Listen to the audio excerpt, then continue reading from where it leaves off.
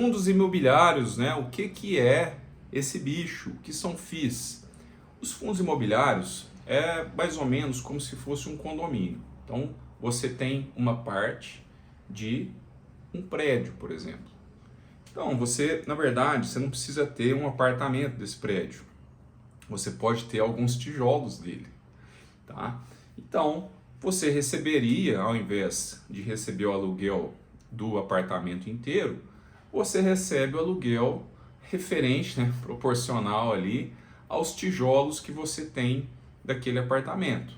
Então, é possível que você tenha vários tijolos de vários prédios em vários locais do país, né?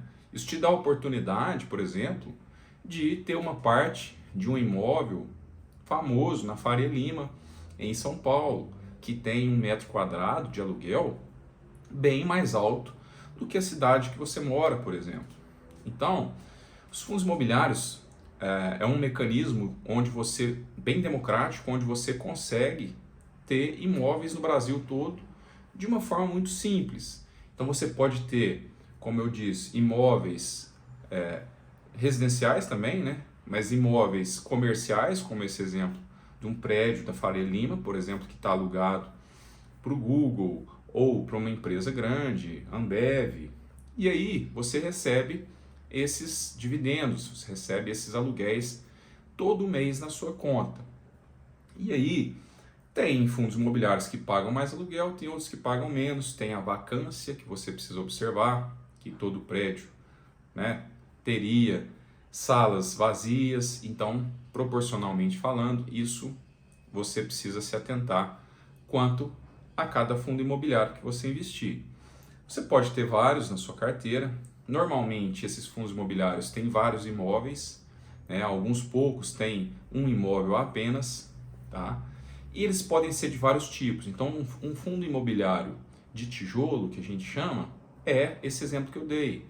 Por exemplo, esse fundo imobiliário tem 3 prédios na região de São Paulo, ali da Faria Lima. Então ele pode distribuir essas cotas, os cotistas vão, compram isso em mercado de bolsa de valores, ali no home broker, e recebem dividendos. Então ele distribui isso para os cotistas, né? Todo fundo imobiliário precisa distribuir pelo menos 95% desse lucro, desses aluguéis mensais que ele recebe para os cotistas, e eles, por enquanto, são isentos de imposto de renda. E você pode receber esse aluguel limpo na sua conta, livre de impostos. Quando você vende as cotas do fundo imobiliário, aí sim você paga imposto de renda, tá? Caso você faça essa venda com lucro. E aí você tem outros tipos também, galpões logísticos. Por exemplo, você pode ter na sua carteira fundos imobiliários que tenham galpões logísticos que armazenam produtos que vão ficar em trânsito, né, para poder fazer entrega do Mercado Livre, por exemplo, da Amazon. E aí você também rentabiliza assim. Você tem outros tipos de fundos imobiliários também, menos comuns, como hospitais, resorts, fundos imobiliários que têm resorts na sua carteira, águas quentes lá. Então tem vários tipos. Tem os fundos imobiliários de papel também, que são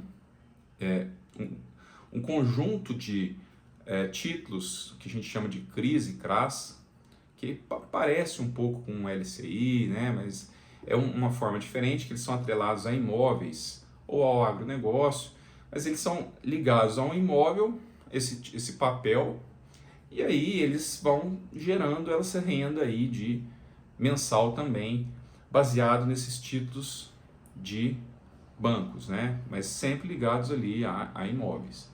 Então, isso quando a Selic, né, tá alta, normalmente eles pagam bons aluguéis mensais. O que você precisa se atentar? Esses fundos imobiliários que não têm tanta diversificação, que estão ligados a um imóvel só, ou um imóvel que tem muita vacância, ou mesmo uma administradora, se ela é boa, se não é. É como se fosse uma administradora de condomínio. Se ele administra bem, vai bem. Se gasta muito, se faz coisa errada, vai ser mal. Então, você, a princípio, não perde nada, caso você, se o fundo imobiliário fechar, né, e está atrelado a um imóvel, então tem uma certa garantia, né? Mas você não perde mais do que você investiu, não tem essa possibilidade. Tá? Você vai receber esses aluguéis mensais. Pode ser que por algum motivo extraordinário esse fundo imobiliário não pague em algum mês ou em alguns meses esses aluguéis mensais. E aí no prospecto ali, na prestação de contas deles, eles vão informar isso aí direitinho. Então é um mecanismo democrático, é um dos primeiros passos para quem quer começar na renda variável, saindo ali dos LCIs, LCAs, debêntures, Tesouro Direto.